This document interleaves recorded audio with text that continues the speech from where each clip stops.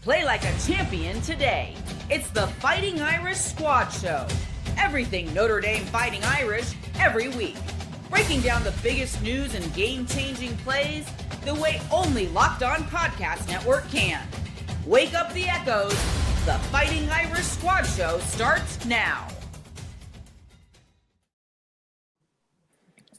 All right, well, welcome to our post-Super Bowl edition of the Locked On Irish Squad Show. I'm Allison Hayes. As you can see, we're mixing things up a little bit today and doing things a little bit different. Alongside me, we have our two Irish legends, Reggie Brooks and Alan Pinkett, but we also have another Notre Dame and Chicago Bears legend joining us today, the one and only Chris Zorich. Chris, thank you so much for hopping on the podcast with us. Just love, you're so good on TV and the podcast. You know, you're just kind of like a jack of all trades. So we wanted to get you and get your opinions on some things, and just to kind of give everyone a breakdown of what we're doing.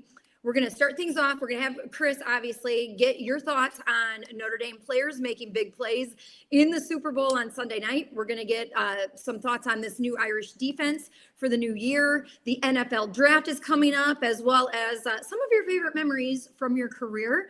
Then we're going to take a break, and then we'll have Joe George jumping back on the show with us. And then we're going to talk about Notre Dame's offense and where the quarterback, CJ Carr, needs to improve for next season. But let's go ahead and just get things started. First things first.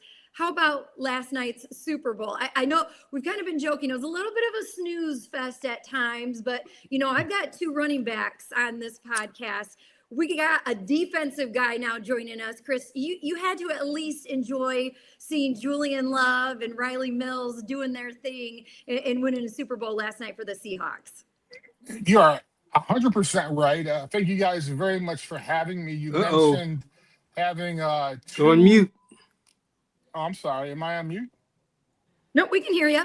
Oh, okay. Yep. Oh, apparently Alan's on mute. Okay. All right. My bad. This is kind of new for me, being in the environment, in the same space with two offensive players.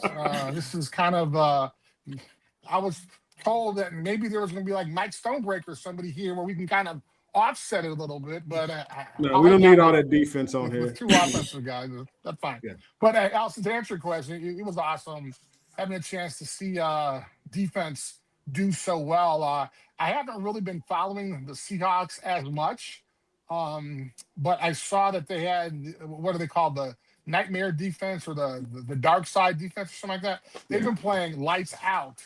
And you mentioned Riley Mills' name. I mean, how ecstatic is he and all Irish fans knowing that I think it was his first sack in the NFL, and it just so happened to be in the Super Bowl? Wow. Absolutely incredible. And before we jumped on, you even brought up that, you know, he was battling through that injury, the injury he suffered when he was at Notre Dame against Indiana, missed, of course, Notre Dame's run in the playoffs, and then missed a portion of his rookie season with the Seahawks. To be able to come back from that and then get a sack in the Super Bowl, incredible. Of course, Julian Love getting an interception. So a lot, I know, but just kind of looking on social media, it was like, for me, you know, I'm a Bears fan. Hey. And for me, I didn't really care who won between the Seahawks and the New England Patriots. That was kind of the running joke for a lot of our friends. But it was cool to see a couple of Notre Dame guys get the job done and represent the Irish so well. Well, I'll say this because I've spent some time with Riley, and he's a really, really good kid. He's never going to say this, but I'll say it for him.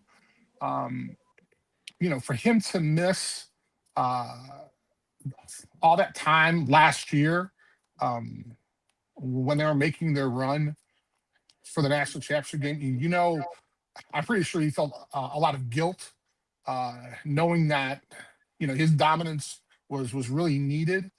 And for that whole time with rehab and everything else, and finally getting a chance to kind of prove, quote unquote, his worth, although we know he's just a great kid, having the chance to get a sack in the Super Bowl. I mean, like literally, I've never been to a Super Bowl before.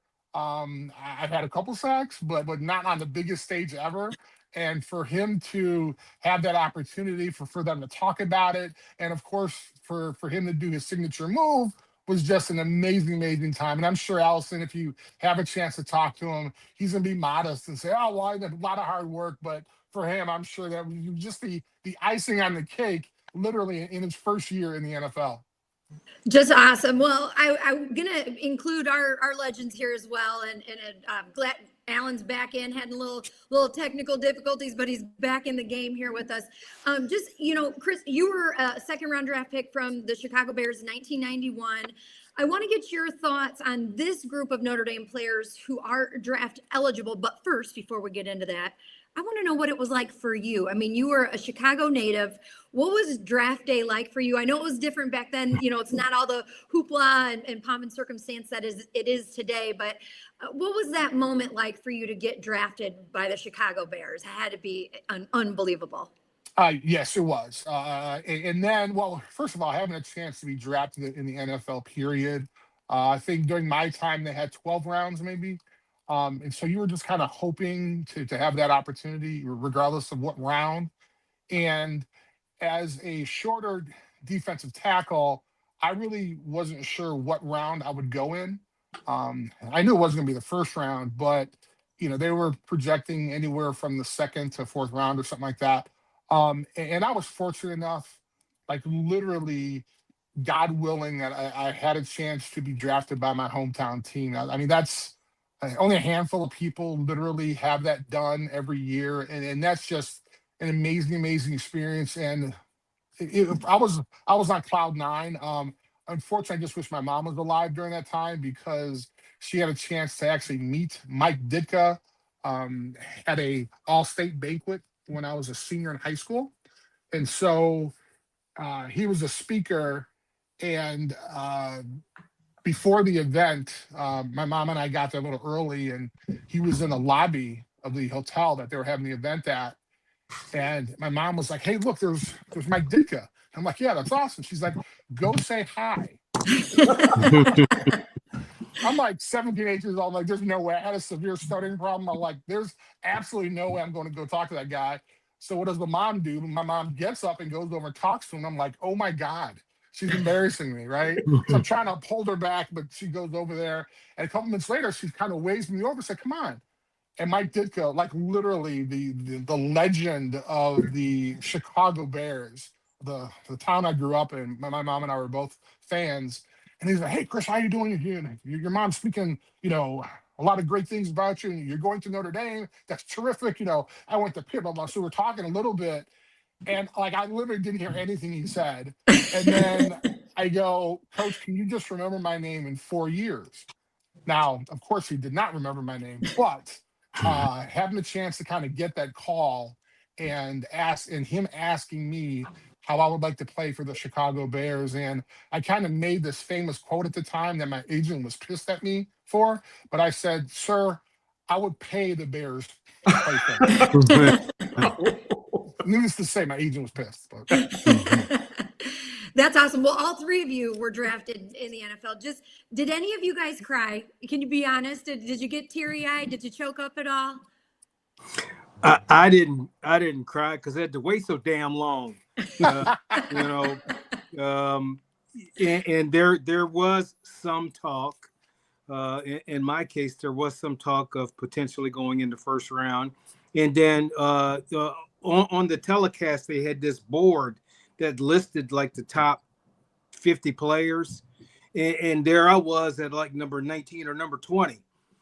So I'm thinking, okay, well, maybe, and I did think that maybe the Bears would be a possibility because Walter Payton was getting up in age. I thought the Cowboys were a possibility because Tony Dorsett was getting up in age. But neither one of those drafted me. And the team that drafted me, the Houston Oilers, which is how I let people know how old my ass is because they don't exist anymore. The Houston Oilers technically still exist. Well, yeah, they're the Titans. They're the Titans, yes. But you know how we all visited with different teams, talked with different teams prior to the draft? I never once had a conversation with anybody from the Oilers. And the only other thing I'll throw in there is ESPN had communicated with me that they wanted to talk to me after I got drafted and things. So the first call I got was from ESPN, congratulating me for being drafted by the Oilers. And I'm like, well, that's news to me. I haven't talked to anybody, Wow. and of course I ad-libbed. I talked about the two current players that were with the Houston Oilers at the time, being Mike Kelly and Mike Golick. They were there. So, I mentioned their names because I had to just go off the top of my head. And then after I hung up the phone, the Houston Oilers called and said, we drafted you. Oh, wow. That's crazy. That's a good one. Yeah. I was a little different because, I came very close to going to my team that I grew up, rooting for, the Dallas Cowboys. And, I had had a good workout with them when they came to Notre Dame. Did a really good, really good workout with them.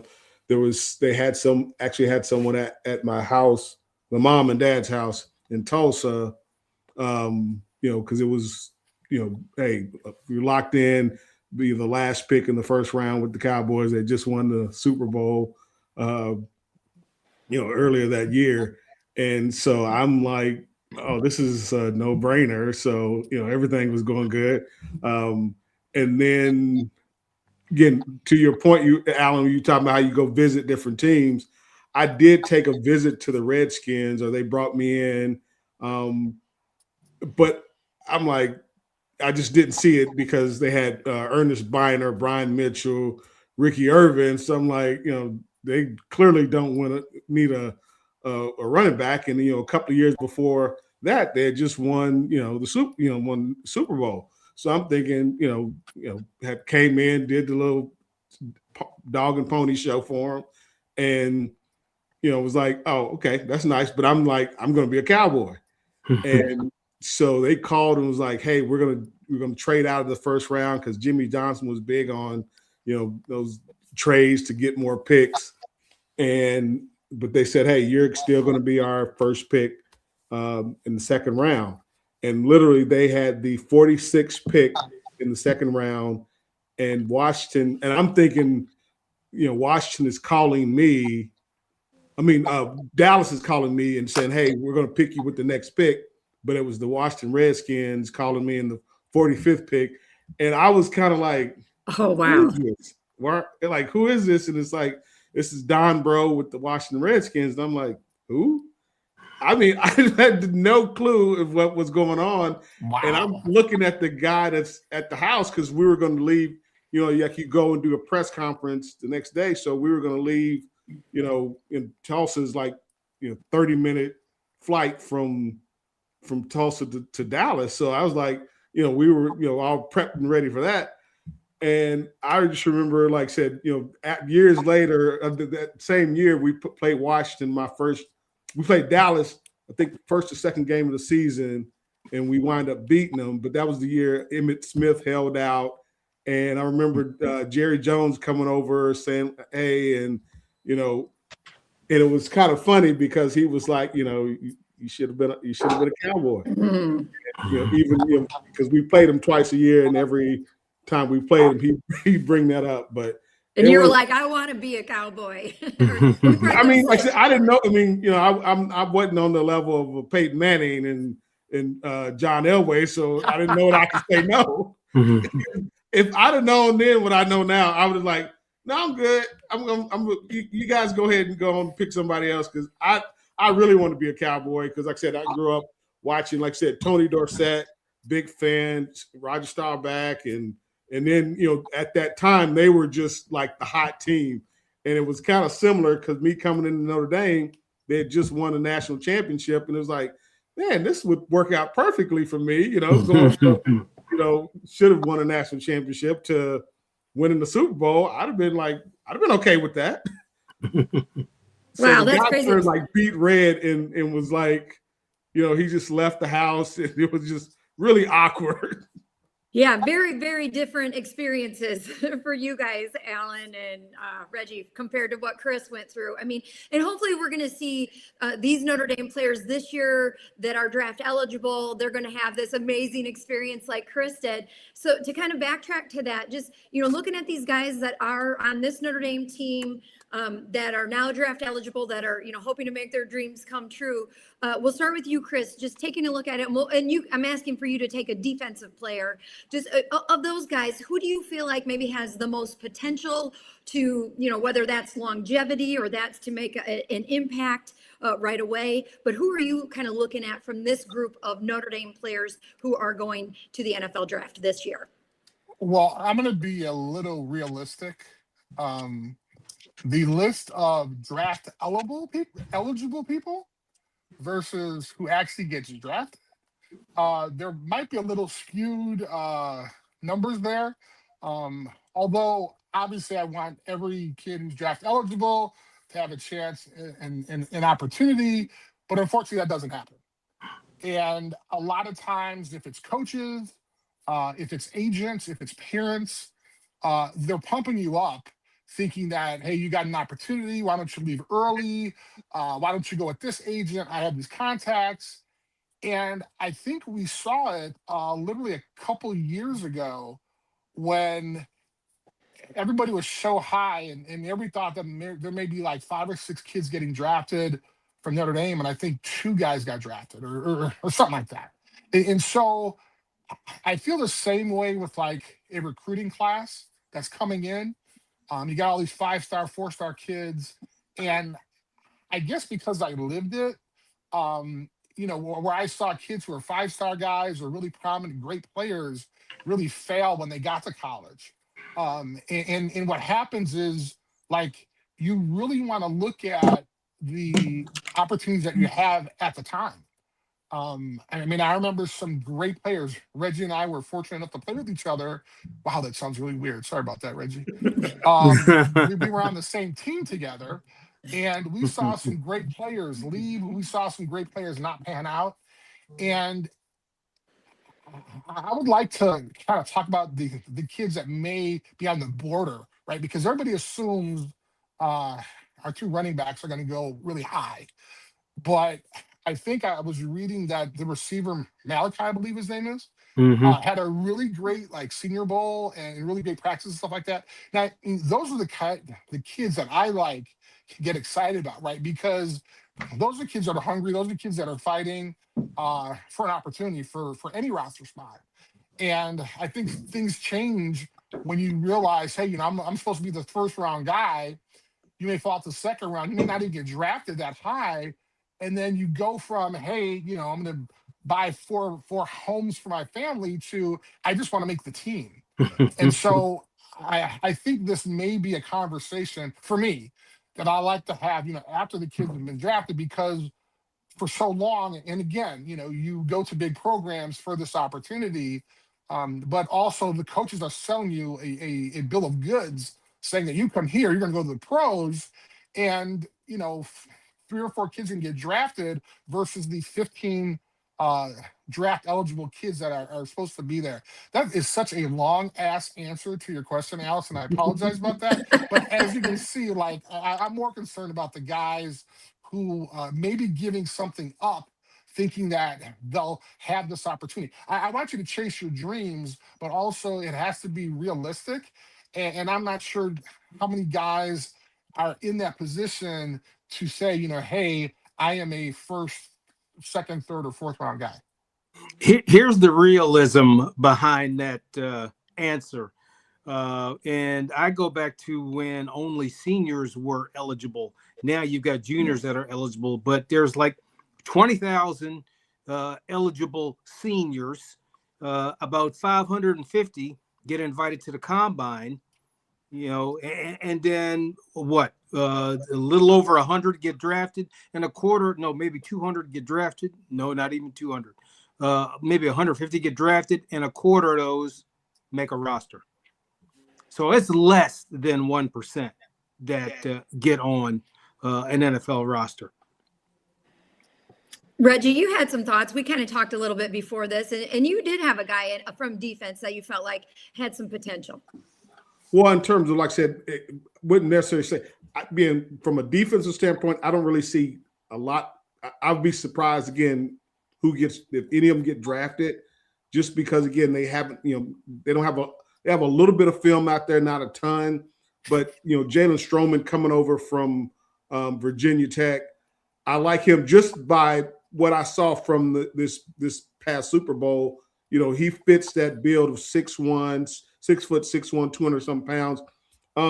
And special teams player that always, again, he's a guy that can get out there and make an impact early, not necessarily on the field as a starter or backup on defense, but definitely in special teams. And, one of the things that I always saw with him, tackling. That has become a lost art in football now. People just don't tackle well. It's unfortunate, but I think part of it is that they don't really teach them how to tackle properly anymore.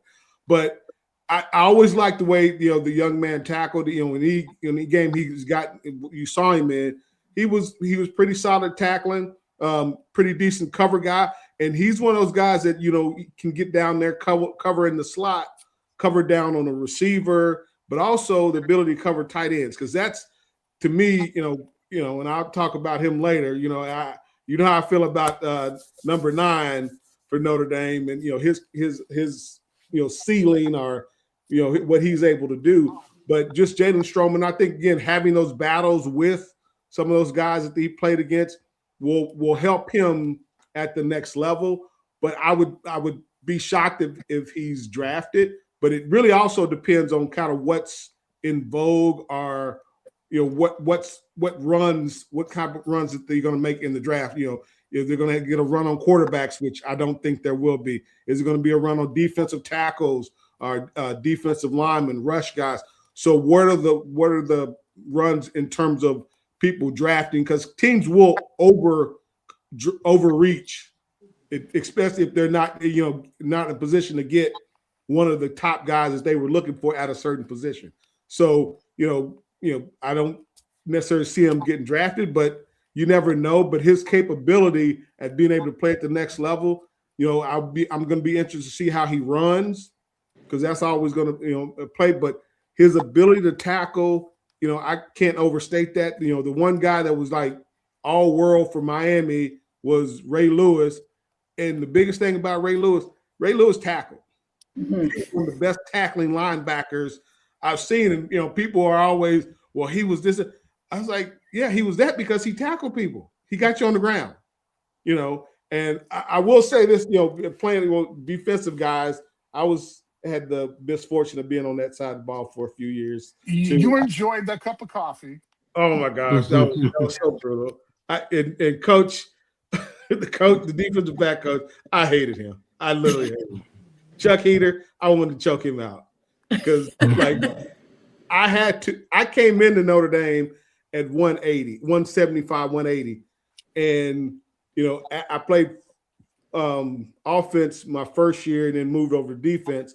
And I got up to like 185 after my freshman year, 190. And, sophomore year, I had to go back. I couldn't beat, and I got weighed every week. Every week, I couldn't be more than 185 pounds. And like I said, like 4 or 5% body fat. And this jackass was like, oh, what'd you weigh? It's like, I'm one of the fastest guys on the team. All you concerned about is what I weigh. Oh my gosh, I just hated him. But that really turned me off from wanting to play defense, that's for sure. But I like Jalen Stroman and his ability to tackle and ability to cover down on tight ends and receivers and even running backs. And he's pretty solid again on the rush too. And I just look at what happened in the Super Bowl with Witherspoon. I mean, he had 3 quarterback hits, a sack, a couple of passes defended. It's really going to be interesting to see, because like the NFL is big on repeating, or mimicking what was done well. So I guarantee you're going to see a lot more defenses with safeties and corners coming off with blitzing from different angles. Because, man, that defense was ridiculous. Yeah. I mean, wow. Copycat league. Yep. Well, I want to ask you several more questions, but before we run out of time, I'm going to skip ahead because we have a viewer question, one of our subscribers to the show, and he's a big fan of Chris Zorich, one of his favorite players of all time. And so his question, Dan Collins, I'm boosting you up here, Chris. Dan Collins says, what was your favorite Notre Dame game of all time? And what was your favorite play that you were a part of as a Notre Dame player? I love that. Your favorite play. Wow. And were they the same in the same game, or are these two separate things? Well, Dan, thank you so much for that awesome question. However, I don't remember an exact play because that was maybe 5-6 years ago. So I don't have my memory. My memory isn't that good. Selfishly, I was fortunate enough to participate in some great games. I mean, obviously the game against West Virginia for the national championship, that was awesome. I had a chance to play in the famous Miami game, 31-30. That was an awesome game. But selfishly for me, and this is only because I had never played before. The first game I had ever played for Notre Dame was my sophomore year in Michigan, was at Notre Dame, and that was the game that Reggie Hill kicked like 50 field goals to win against Michigan. And the only reason why I say that game, because I had never played before at Notre Dame, and so I was this practice player my freshman year, and wound up earning a starting position, but I don't even remember that game per se. I remember I jumped offside like 4 or 5 times. I was so nervous, and I'm sure I was crying during the game or whatever. But so for me, that was the game for me because that was my first time I'd ever played. As far as an actual play, I would have to say not necessarily a play, but when the game ended, when we played Miami that year in 1988, I think that's when I realized that we actually belonged. We in the past had this reputation of not being able to beat Miami, and a lot of guys on the team, they really didn't understand. Well, a lot of the younger guys, because they had either been recruited by Notre Dame, or recruiting against Miami, or had friends on Miami's team. And at that time, Reggie, we had a bunch of kids from Miami. I mean, I think wasn't Pierre Martin from Miami? Yep. I mean, you can actually go down the list. Right. I mean, you can go down the list of guys that were either recruited by Miami or knew Miami. So a lot of these guys were our friends, and we knew that we could beat them if necessary. And so I think when that game ended, for me, I kind of realized wow, we actually belong with the big boys, because at that point, Miami had won the national championship in '87, and then we did in '80, and then you realize they wound up winning it in '89, and so you look at how that 1 year kind of worked for Notre Dame, and I didn't realize that was kind of the beginning of kind of this trend, or this time that Notre Dame was going to be successful on the football field. So Dan, thank you very much for the question. That's awesome. I can only imagine. I mean, I can remember the first time I got to step foot on the field just as a reporter, and the noise and the atmosphere and just that around you. I can't even imagine what it would feel like as a player. Would they pull you over by your jersey like, Chris, you're in? It's like, you just run out there. What? Who? The starting defense? Who's that? Oh, man, that's awesome. Chris Zorich, thank you so much. All-American, just an all-time favorite for so many Notre Dame fans. Hall of Fame. Yes, Hall of Fame. That's right. College Football Hall of Famer. Don't forget that. National champion. Dude, you're amazing. Thank you so much for being on our Locked On Irish Squad show. And we'd love to have you come back. And I want to get Alan and Reggie's favorite all-time games in place too. We're going to put you guys on the spot here sometime soon. But Chris, thank you so much. You can hop off. We're going to take a quick break. And then when we come back, George is going to rejoin us for the rest of the show. Sure. Well, thank you very much. All right, this episode of the Irish Squad Show is brought to you by Indeed. Hiring isn't just about finding someone willing to take the job. It's about finding the right person with the right background who can actually help your business move forward. And if you want candidates who match what you're looking for, Indeed sponsored jobs is the move. Because instead of hoping the right person stumbles across your post, Indeed helps match with quality candidates by boosting your job, listening to the people who fit your specific criteria, like skills, certifications, and locations. If I were hiring, I wouldn't just want someone who can help. I want someone with real experience who can jump right in. And here's a stat that says it all. In the minute I've been talking to you, companies like yours made 27 hires on Indeed, according to Indeed data worldwide. So if you're hiring, spend less time searching and more time interviewing candidates who check all your boxes with Indeed sponsored jobs. Listeners of this show get a $75 sponsored job credit to help get your job the premium status it deserves at Indeed.com/podcast. That's Indeed.com/podcast. Terms and conditions apply. Hiring, do it the right way with Indeed. All right, guys, I really enjoyed that, kind of sitting back as a listener of that, as a Bears fan too. I enjoyed that a lot. So that was really cool. Thanks again to Chris for hopping on with us. As you know, Chris was on, I figured this is a good time to kind of make this announcement of one of the things we're going to be doing on the show this year. Look, it's a long off season, right? We got like 200 days. I think it's 201 days until the first college football game. So we got a lot to get through. So one of the things we're going to start doing, starting March 16th, that Monday, we're going to reveal our top 10 Notre Dame players of all time. And we want you to be a part of this with us. All you have to do, and we'll put the link in the description as well. We created an email account. It's irishsquadshow@gmail.com. Send us just your top 10 players. Any, like just 1 through 10, label them that way. We're going to do our list. Tyler's going to do a list as well. I'll compile them up, and then we'll do the top 10 Notre Dame players of all time. So we'll go honorable mentions in 10 all the way through 1 throughout the entire offseason. So that'll be a lot of fun. And maybe, guys, one day CJ Carr is going to be on that list. We'll see. See, if he wins a national championship this year, he's going to have a good argument to be up on that list. But I know we talked a lot of defense and draft there with Chris, but I was thinking about this upcoming season and just looking at the projections for CJ Carr and Notre Dame and Heisman national championship. I was thinking, where does CJ Carr need to get better what's the most important area for him? So Reggie, I'll start with you. Like when you look at CJ Carr, his first year as a starting quarterback for Notre Dame, you think about, this entire offseason in front of him. What's like the one area you want to see CJ Carr improve the most this offseason? I wouldn't necessarily improve, but more of what what not to do. Do not get caught up in the hype. Do not hear, shut out all the noise, because he is on a great trajectory as it stands. Do not overemphasize one thing over another. Do not get caught up with this one or that one. You played this game all your life.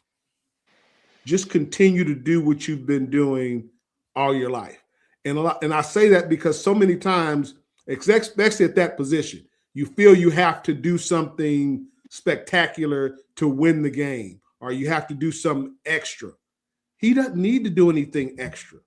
I mean, the strides that he made from, the first game till the last, he got progressively better. And just continue on that trajectory.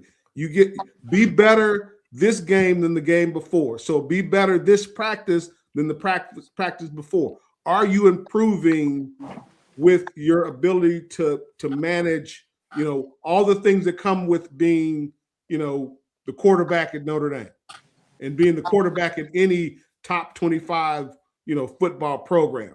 So I don't want you to don't try to do anything special. You're already special in the fact that you've made it. You're at the point that you are. Continue the trajectory that you're on. Continue to improve get better in terms of how you manage things, what you see, and that's going to come. Like I said, the more defenses he sees, the better he'll be able to come. He'll be able to read. You know, the more he sees and plays, the better he'll get. So I just need him to continue what he's doing as opposed to trying to do something special because it's already there.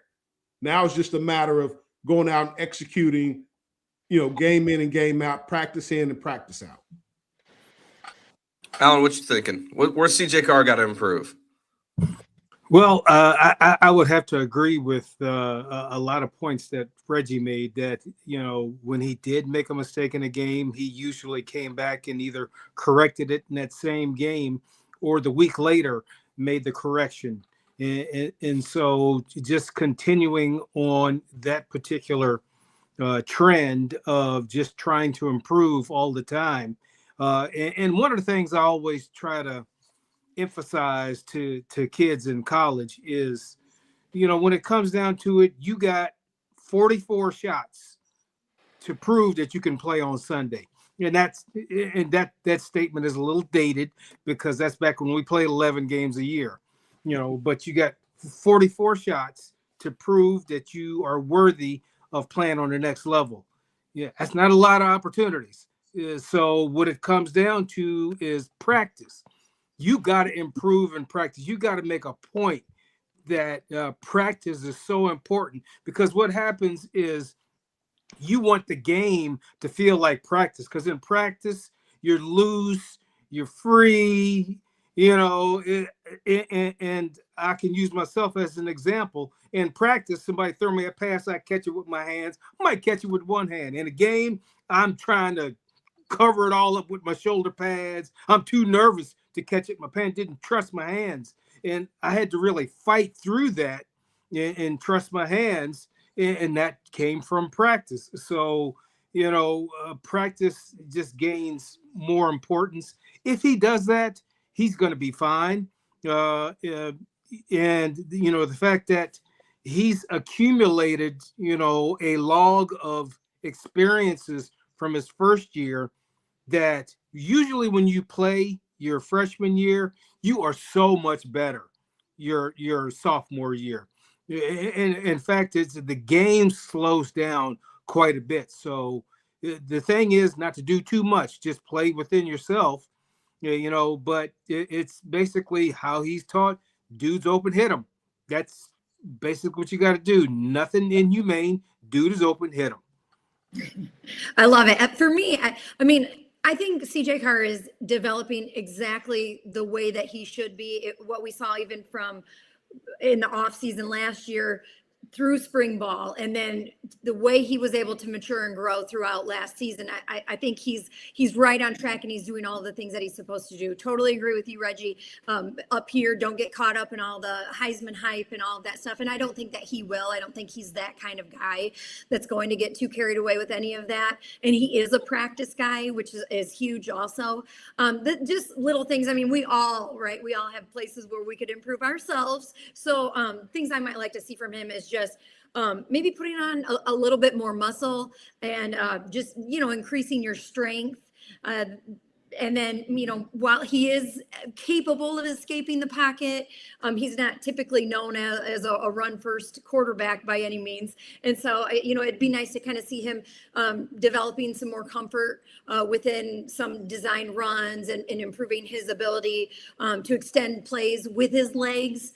And just kind of add another dimension to his game. But I mean, that's not like a concern, but just, you know, these are areas where he could use some improvement, I suppose. And then, and just the consistency with the deep passing. And that's something I'm going to talk about on our next topic that we're going to bridge over to. But just, you know, he's shown a lot of accuracy in those short and intermediate routes, but I would like to see, you know, just see him have the opportunity, one, to be able to throw downfield more and just sort of, continue to develop there and maximize his potential. And while we're talking about practice, Alan, you kind of touched on it, but for both of you and Reggie, were you practice guys? Did you like practice? Some guys love practice and some guys hate practice. Just ask Alan Iverson, right? No, I hated practice because they were so good. Yeah. No, like our practices were so ridiculously intense. Like we practiced so physical that it was, you get to a game and it was like, whew, I could take a break. I mean, I'm not even exaggerating. Our practices, we beat the crap out of each other. I mean, and it was just like constant. It's like, what in the hell are we doing here? But I want to say this, Alan, but you talked about, I don't want to see CJ running. I don't want any design runs with him. Nope. Keep him clean. If the only running I want to see him doing is dancing in the pocket, stepping up, stepping outside, escapability, but don't I don't need him running. We do not need him running. That is not good because again, I just don't think he has, he's not used to running. And he what got me this past year, he took too many hits that we can't afford him to take. So I understand that, him, improving in that area, but in terms of design runs, no, we can't have No, that. thanks. No. When it comes to running, yes, I would like to see less, but if he is going to choose to run, learn how to slide. And that's hard for a lot of quarterbacks. And I want to go back to one of the observations you made, Allison, about CJ Carr. One of the improvements you wanted to see was him get stronger. And it reminded me when I was with the Oilers, we had a guy who was a coach named Jerry Glanville, and I won't bore you with the details of him. But as soon as Jack Pardee came in as coach, we were committing full time to this offense called the run and shoot. Quarterback at the time was Warren Moon. The very first thing he did was get his ass in the weight room because we no longer had a tight end in that offense, and he was going to be throwing maybe 60, 70, 80% of the time. So he knew he was going to get hit. So the very first thing he did, and it did pay off because he played a long, long time, was build himself up. Not just during the season and the off season especially. And he got a few muscles from doing it too. So he looked good. He's still built. He's still built like a brick house, I'll say it like that. But when it comes to practice, I didn't like practice, but it was necessary. And I just made a point of just trying to improve because practice speed is one thing and game speed is so much faster, but I tried to practice the way I played. And I just found that when I practiced hard, I did better in the game.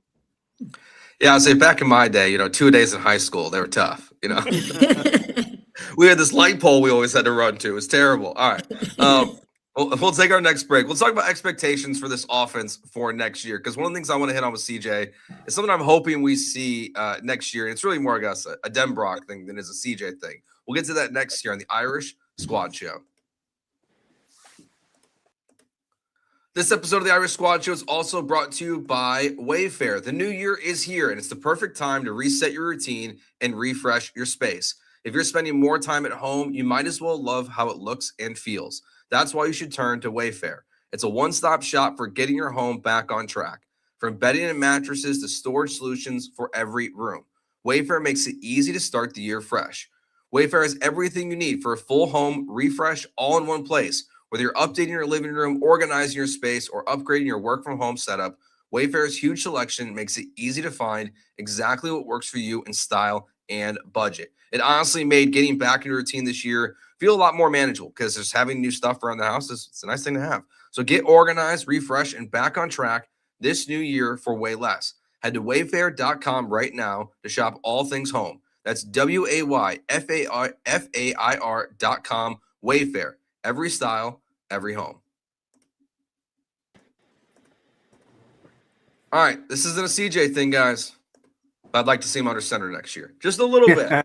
Just a little bit, like add it in the red zone. Like when I think about this offense and the struggles and maybe the reason why Notre Dame didn't play for a national championship game, like I feel like we can look at short yardage situations, red zone situations, like that's where they struggled the most. And also for the benefit of CJ Carr, who is being early projected to be like one of the first quarterbacks taken off the board in the 2027 NFL draft, like being under center would just help him a little bit. So I would love to see that be integrated into this offense, just because it felt like they needed it, Reggie, so much last year. And I know you were asking for it all year long.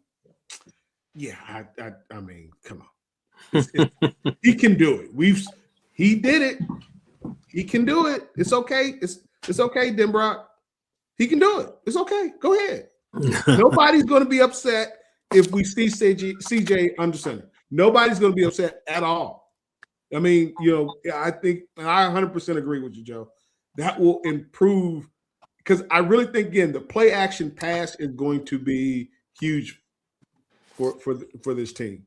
I think that is going to be an area where coming from under center, if you incorporate, and I'm not saying we have to be even 50% under center. I'll take 25-30% under center, just to have that opportunity to extend the ball, the fake, and he come off. And to your point, Allison, the kid he has a nice arm. And again, this is just my opinion. I think it really helps when you actually throw downfield on a consistent basis. And to your point, Alan, it's called practice. If you practice doing that, sometimes it works on a consistent basis, because we've seen the kid, he can throw a nice deep ball. So it's just, are we practicing that on a consistent basis? That is a question. But I'm just telling you, hey, if they did it with Lamar Jackson, come on. If Lamar can do it, PJ can do it now. Come on, let's go. Yeah, and I have to agree with you by putting him under center. It would help out the running game so much, and it would help the running backs, by being able to come downhill. And then I think Notre Dame is going to be a running football team next year with Aeneas Williams. And I guess recently I've heard some decent things. I'm going to screw up his name. Kedron. Yep. Kedron Young. That's my guy. Yeah, I've heard. He got to stay healthy, though. Yeah, heard some real good things about him. I like the 1-2 punch. I know we got a big hoss from Ohio State at receiver, and we're always going to have good tight ends. So it's one of those things. I guess I'll compare it to Miami last year. They thought that they had to just count on the quarterback until he started throwing a bunch of interceptions, and then they sort of pivoted and said, okay, you don't have to win the game for us. We got a badass running back, and we got some receivers, and so he actually threw less. And it was Carson Beck, that's his name. He actually threw less, and they started winning more because. And I'm not saying that to take away from any talent that CJ may have, but I just believe in that use everything you got mentality against teams, because and especially get under center, because the more you can make that defense have to prepare for different things, the better off you're going to be. So real excited, but I also say that they can't afford to lose no more than one game. What did I entitle next year to be? Leave no doubt. You have to, and that's just, and I don't trust the committee. Yeah, because I know folks are talking about, oh, well, Notre Dame's going to be a lock because they can be, number 12 or 13? Yeah, 12. I don't trust this committee. The committee will rank them number 14. So you when you win, you leave no doubt, and they just going to have to cover the spread every single game. They're going to have to demolish teams so that in people's minds, they leave no doubt. Well, for me, I just think this could be a really good opportunity where we might see Mike Denbrock open up the playbook a little bit and we might see CJ being allowed to throw downfield some more because of the additions of the 2 5-star receivers, Quincy Porter, Mylan Graham. Porter is 210, 6'4", both of them out of Ohio State. And Reggie, you're a big fan, Ohio State wide receivers. You know what you're going to get from those guys in the tutelage that they had in their short time at Ohio State. But I'm curious from your perspective of why do you think that they didn't allow CJ to be under center as much as you would have liked to have seen last year? I still go back to before they got in the off season or right before the season started, when the quarterback coach was saying, we're still figuring out what we can do with these quarterbacks. Yeah. I'm sorry. Why? He's been there a whole year. So him and Kenny. And the fact that you're just now figuring out what they're capable of. Again, not that you had Riley Leonard and you were focused on getting what he was capable of doing. But he's only been there. He had just gotten there. He was injured coming in. So, I can see where you can have that question. But as it relates to Kenny Minchey and CJ Carr, well, were you not coaching them during the year like you were Riley Leonard? Because it just seems to me going into the spring or coming out of the spring, you should have a good feel for what you're going to get. And that's a problem for me. That cannot happen. That can't be the case. What this kid is. And I think that's what, again, you had them throwing a lot of the screen passes to protect him, to keep him from, because I don't think they felt comfortable with him going downfield, which was where he was at his best when he was able to read the defense and throw the ball downfield. I just felt that they really limited what he was able to do in that first game because they didn't know what he was capable of, which is just mind-boggling to me to this very day that you're saying you've had a quarterback, 2 quarterbacks for over a year, and you're still trying to figure it out going into the season. Come on, I'm sorry, that's unacceptable. Yeah, that is unacceptable. Yeah, they were way too cautious with him. And if I don't see one of those little wide receiver sideline screens again in my life, I'll be a happy SOB. Because to me that was a waste of his talent. I just think that they were so pigeonholed into their mode of thinking on what the quarterback should do in this offense was based on what Riley Leonard did. And they didn't even figure out that this dude could throw downfield till like the fourth quarter of the Miami game. And then it's like, oh, well, maybe we should do that a little bit more. So yeah, I was kind of disappointed because if I saw one more screen, I was going to bust the TV because, they were trying to build his confidence and get him a few easy completions so he can have, the wherewithal and confidence to throw downfield. No, throw the dude in there, let him rip it. That's the only way they're going to learn. If you throw a pick, okay, fine, you threw a pick. Can't be scared of throwing a pick because here's the thing.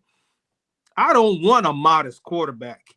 I don't mind a quarterback being a little bit cocky or a little arrogant. You know why? You can't be modest in throwing tight coverage. You got to believe in yourself. So let it rip. Throw a pick, so what?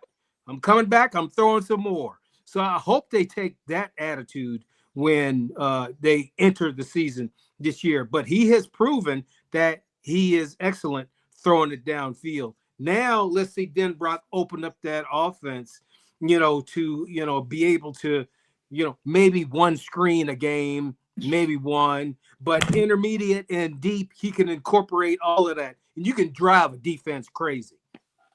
You know, and to CJ's credit, he's not cocky or arrogant, but he does have the ability to make a mistake and shake it off and be able to pick up and move on. He's got the confidence in himself. And I think that's super key. And I think that's what's going to take him and this team far next season. And just one comment I saw in the comments from our subscribers. So one guy says CJ just needs a little more finesse on his fake handoffs. And we knew who he was handing it off to, right? Well, it's going to be a little bit different this year. And the other comment, Reggie, are you ready for this? Do you have any thoughts on Notre Dame signing the nation's #1 kicker? Because we know you love kickers. At least it's #1. That's right. Okay. I'm sorry. I can't do that because does it matter? Do your damn job. If he comes in and does his job, great. But they signed a kicker last year out of the portal. Didn't go so well. So again, I still go back to kickers are head cases. We got a couple of guys that they could send them to help fix them out. Yeah. Greg Hendrick and Carney. John Carney. Let them work with these kids because it's a head thing. I mean, it's not that they can't do it. It's just the fact that you have to build up the confidence in the kicker every week. Because if they have a poor performance in practice, it sticks with them for whatever reason. So, they need to get the tops. Instead of signing the top kicker, they need to sign the top psychologist.